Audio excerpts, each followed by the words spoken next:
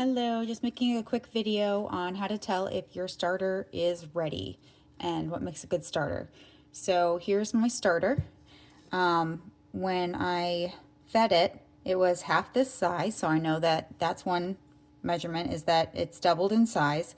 If you don't have a jar that has all the lines, you can use a rubber band to measure. I usually put my little cloth thing that I have, but if you don't have this, you can always use like just a paper towel and another elastic around that, or something else that's allows it to breathe a little bit. So the other thing that you're going to look for, it's got a little crusty, is that it looks a little seedy. So you can see the bubbles are there. It's still thick. It doesn't have like a watery top. If you really need to make bread and it has a little bit of a watery top, you can add just a teeny bit of flour and wait for it to look like this again. And it won't take as long because you're only feeding it a little bit, but I don't recommend doing that unless you have a really strong starter that is very healthy.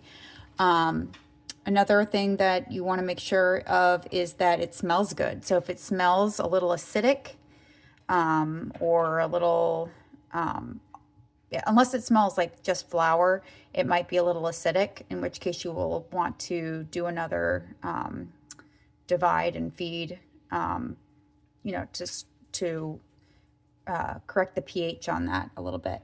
So you do want your starter to be a little bit hungry when you go to make your bread. Now, I kind of tilted this a bunch of times, but when you have a straight line on your starter, when you have a line of where it's at, if there is a little bit of a dip in the middle, that means it's already reached its peak and then started going back down. That is like the best time to use your starter.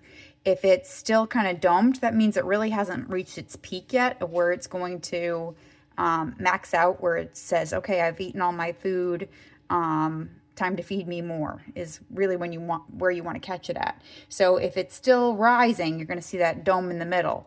If it's flat, you can make bread then, but ideally when it starts going down just a teeny bit in the middle, that is usually like money. So those are just some tips and tricks on what to look for in your starter to know that it's super healthy and ready to rock.